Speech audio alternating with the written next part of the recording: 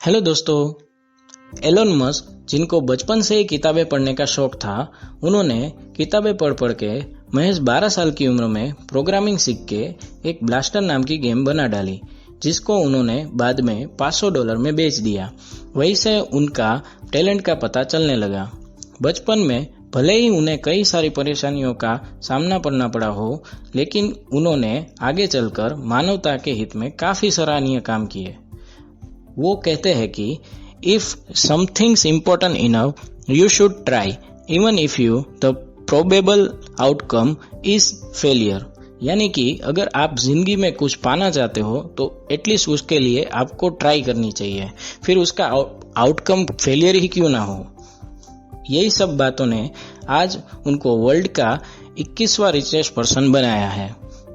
इसके लिए उनके पास डिजायर था, डिजायर के साथ उन्होंने प्रॉपर आइडियाज को जोड़ा, आइडियाज के साथ उन्होंने प्रॉपर प्लान्स को जोड़ा और इन्हीं सब बातों को मिला के उन्होंने एक मैसिव एक्शन लिया जो आगे जाके सक्सेस में कन्वर्ट हुआ। यही सब बातें ऑथर हमें अपनी बुक से बताना चाह रहे हैं।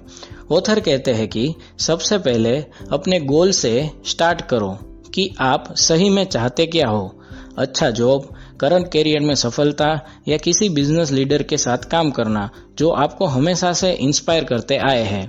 ऑथर कहते हैं कि हिम्मत मत हारो, फोकस करो, मदद लो, नए नए कनेक्शन बनाओ, अलग अलग तरीके के अप्रोचेस लो, अतिरिक्त संसाधन की मदद लो जो आपकी जॉब सर्च स्किल को इम्प्रूव करे। दृढ़ रहो और ऐसे लोगों को ढूंढो जो आपको आपके गोल अचीव करने में मदद करे। ऑथर ने ये समझाने के लिए इन बातों को अलग अलग पार्ट में डिवाइड किया है और यही सब बातें आज हम इस वीडियो में डिस्कस करेंगे। So let's start. डिजायर। गोल को पाने के लिए दो टाइप्स के मोटिवेशन की जरूरत पड़ती है। पहला, पुल मोटिवेशन, जिसमें गोल के आउटकम्स फेवर में होते हैं और आपको गोल की तरफ खींचते हैं। दूसरा, पुश मोटिवेशन, जिसमें आपको एक्शन लेने के लिए धकेला जाता है जो आपने समय पर नहीं लिए थे। ऑथर बताते हैं कि हमें क्या मिलेगा ये सोचने से अच्छा है कि हम ग्रो कैसे करेंगे। अपने ईगो से हटकर अपने कैरियर में ग्रोथ अपॉर्चुनिटी को ढूंढनी चाहिए। अगर आप लीडर बन के लीड करना चाहते हो तो पहले आपको जो पहले से ही लीडर है उनको फॉलो करना चाहिए। आपको ये सोचना चाहिए कि अगर आप अपने फील्ड के टॉप के पर्सन के एप्रेंटिस बन जाते हो तो ये आपके कैरियर को कैसे अफेक्ट करेगा।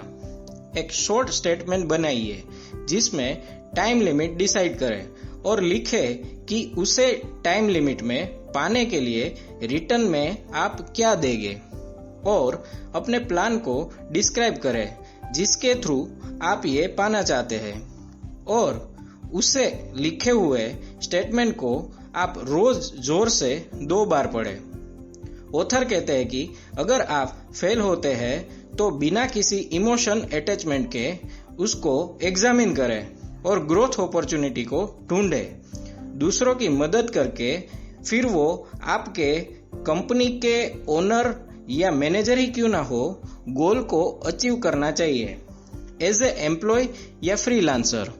इससे आप अपने गोल की तरफ भी आगे बढ़ते हो, पर शर्त यही होनी चाहिए कि वो काम आपके गोल से अटैच होना चाहिए ताकि आगे जाके आप गोल अचीव कर सको। Second, faith.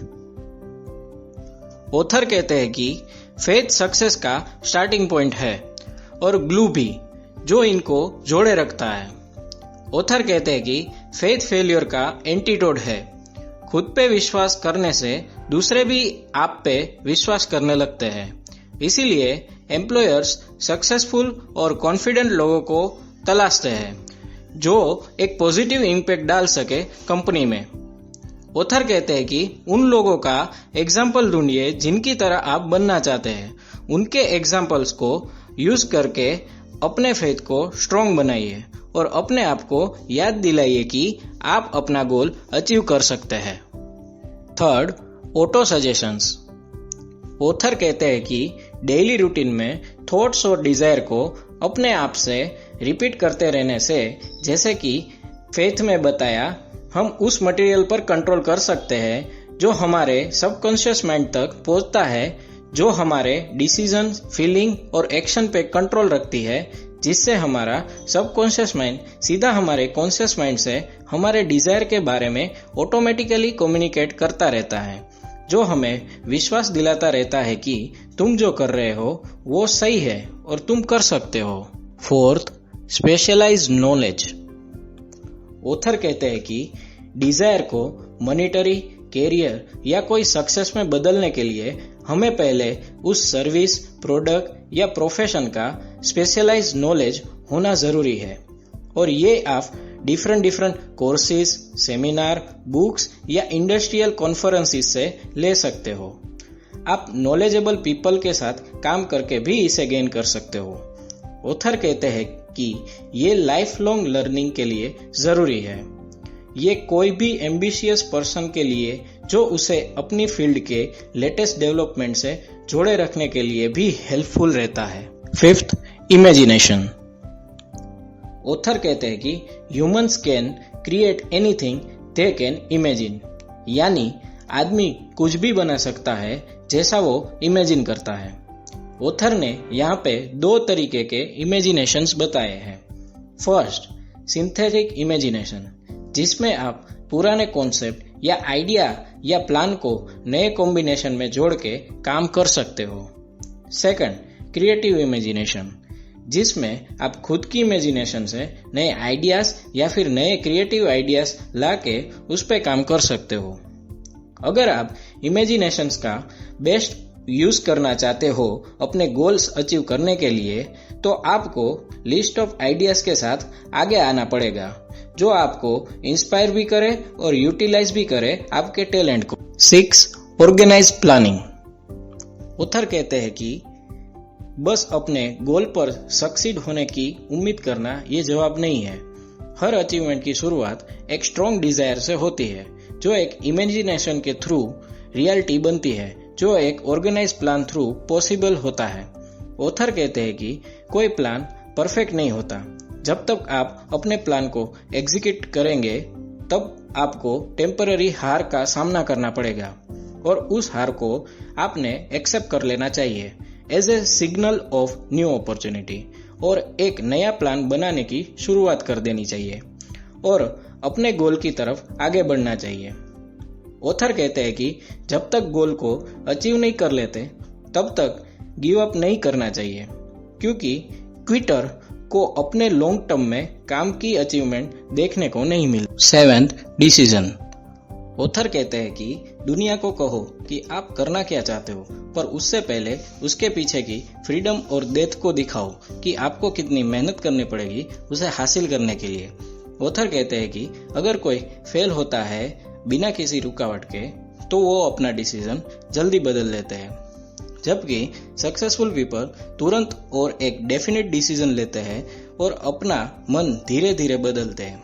वो जानते हैं कि उन्हें क्या चाहिए और आमतौर पर उन्हें मिलता भी है, क्योंकि डेफिनेट डिसीजन के लिए हिम्मत होना जरूरी है। देर लगाना ये डिसीजन का ऑपोजिट है। ये एक कॉमन एनिमी है जिस पर आपको अपनी जीत हासिल करनी पड़ेगी। 8, परसिस्टेंस। ऑथर कहते हैं कि लैक ऑफ परसिस्टेंस का होना एक बड़ा कारण है फेलियर का, जिनके सिम्टम्स है procrastinations, lack of interest, indecision, weakness of desire, fear of criticism etcetera.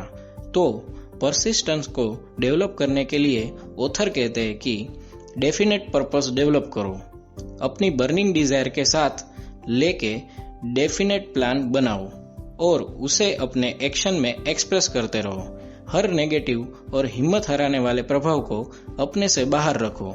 उन लोगों के साथ रहो जो आपको एनकरेज करे आपके प्लान और पर्पस को पाने के लिए। Power of mastermind. ऑथर का मानना है कि 2 माइंड कभी एक साथ नहीं आते जब तक कोई इनविजिबल या इंटेंजिबल फोर्स, जो कि एक तीसरे दिमाग की तरह काम करता है, वो उन्हें साथ में नहीं लाता तब तक। ऑथर का कहना है कि एक मास्टरमाइंड अलग अलग जगह पे टीम बनाता है, जिसका काम आपको सक्सेस होने और आपके प्लान को पूरा करने में मदद करना है कि कौन आपकी टीम में होगा और आप अगले 30 दिन में कैसे एक होके काम करोगे। बिना मास्टरमाइंड के कोई सक्सीड नहीं हो पाता। एक मास्टरमाइंड का काम नॉलेज को पावर में कन्वर्ट करना है और उसे डेफिनेट प्लान में ऑर्गेनाइज करके एक्शन में ट्रांसलेट करना है। 10th, transmutation of sex. Author बताते हैं कि ह्यूमन बीइंग में सबसे पावरफुल डिजायर सेक्स की होती है, तो उसी सेक्सुअल ड्राइव को हमें हाईली प्रोडक्टिव और क्रिएटिव कामों में ट्रांसम्यूट करना चाहिए।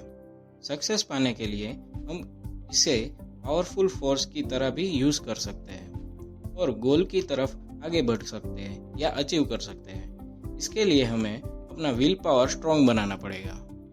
11th, subconscious mind. ऑथर कहते हैं कि सबकॉन्शियस माइंड एक ब्रिज है ह्यूमन के सीमित बुद्धिमत्ता से असीमित बुद्धिमत्ता तक पहुंचने का, या हम इसे कनेक्टिंग लिंक भी कह सकते हैं। अगर आप फेल होते हो अपने डिजायर को सबकॉन्शियस माइंड में प्लांट करने में, तो उसके रिजल्ट में आपके कोई भी डिजायरेबल थॉट्स को ये नकार देगा। अगर आप अपने सबकॉन्शियस माइंड पर कंट्रोल पाना चाहते हो तो आपको अपने में 7 मेजर पॉजिटिव इमोशंस को अप्लाई करना पड़ेगा, जो है desire, faith, love, sex, enthusiasm, romance and hope. सिर्फ एक नेगेटिव इमोशन जो आपके कॉन्शियस माइंड में होता है वो काफ़ी है आपके कंस्ट्रक्टिव सबकॉन्शियस माइंड के सहायक इमोशंस को डिस्ट्रॉय करने के लिए। तो आपको 7 नेगेटिव इमोशंस को भी अवॉइड करना चाहिए, जो है fear, jealousy, hatred, revenge, greed, superstitions and anger. अंत में पॉजिटिव इमोशंस हावी हो जाता है आपके माइंड पे और यही फिर नेगेटिव इमोशंस को माइंड में एंटर नहीं करने देता। 12th, brain. Her human brain broadcasting and receiving station होता है वाइब्रेशन ऑफ थॉट्स का, जिसमें सबकॉन्शियस माइंड ब्रॉडकास्टिंग यानी कि सेंडिंग स्टेशन है और क्रिएटिव इमेजिनेशन रिसीविंग स्टेशन है वाइब्रेशन ऑफ थॉट्स के। जब हाई रेट के वाइब्रेशन थॉट्स आते हैं तो माइंड ज़्यादा रिसेप्टिव हो जाता है थॉट्स के लिए, और उसके लिए स्टेपिंग अप करना ये पॉजिटिव और नेगेटिव इमोशन से डिपेंड करता है। एक्सीडिंगली हाई लेवल के वाइब्रेशन ऑस्मोस या ईथर के द्वारा ही पॉसिबल होता है एक ब्रेन से दूसरे ब्रेन में पहुंचाने के लिए। 13th, sixth sense. ऑथर कहते हैं कि सिक्स्थ सेंस की समझ सिर्फ मेडिटेशन से आती है, अपने भीतरी दिमाग के डेवलपमेंट के थ्रू। अगर आप सिक्स्थ सेंस में मास्टर हो जाते हो तो आप कैपेबल हो जाते हो वार्निंग रिसीव करने के लिए, जो आप पर आने वाली मुसीबतों का संकेत देती है और सूचित करती है अपॉर्चुनिटीज के टाइम उसे एम्ब्रेस करने के लिए। सिक्स्थ सेंस इनडिसीजन, डाउट और फियर अगर आपके माइंड में हो तो काम नहीं करता, क्योंकि इनडिसीजन डाउट बन जाता है और दोनों मिलके फियर को जन्म देते हैं। फियर 6 प्रकार के होते हैं, जो है poverty, criticism, ill health, loss of love, old age and death. Fear just एक मन की स्थिति है जो कंट्रोल और डायरेक्शन के अधीन है। इन लास्ट मेंस थॉट और आवेगों को तुरंत फिजिकल इक्विवेलेंट में ट्रांसलेट करना शुरू कर देते हैं, फिर वो चाहे वॉलंटरी हो या इनवॉलंटरी। ये सब बातें मैंने आपको think and grow rich book से बताई है, जो नेपोलियन हिल के द्वारा लिखी गई है। अगर आप इस बुक को खरीद कर पढ़ना चाहते हो तो परचेज लिंक हमने आपको डिस्क्रिप्शन में दे दिया है। शेयर करें इस वीडियो को अपने रिलेटिव्स एंड फ्रेंड के साथ, सब्सक्राइब करें हमारे चैनल को और बेल आइकन भी दबाइए ताकि आपको हमारे नए वीडियोस का नोटिफिकेशन मिलता रहे, और कमेंट करके बताइए कि आपको ये वीडियो कैसा लगा।